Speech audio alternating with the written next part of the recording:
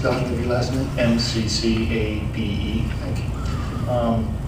I don't understand a lot about this. This is the first time I've been to something like this.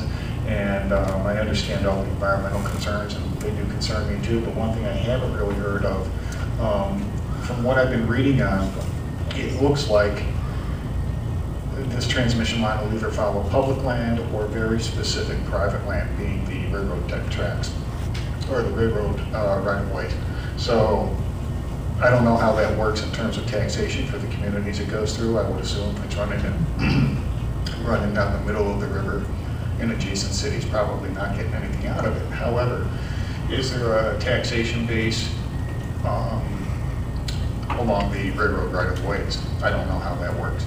I do know there's federal things that go along with that, but not a whole lot. My point being is that even though it is on a railroad right-of-way, there will be impact to the townships and villages that it goes through, you know, whether it's street crossings, or he mentioned the bridges, any kind of culvert work, any of that kind of stuff.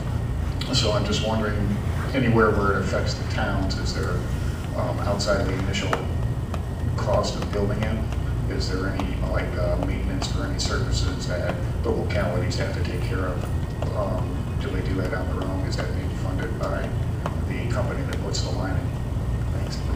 Thank you very much. Those are interesting questions. Once we adjourn, you may want to ask Mr. Don Jessen. He may have some answers for you about that. I personally know nothing about implications on tax structure and taxing capacity and what have you. Anybody else? Okay. You sure? All right. If that's the case, I want to thank you very much again. It's been a most useful evening. I hope you got something out of it. I certainly did. I got a great deal out of it. I hope that you got something out of it, and this will certainly go a long way to improve our environmental impact assessment process. So thank you. Have a good night.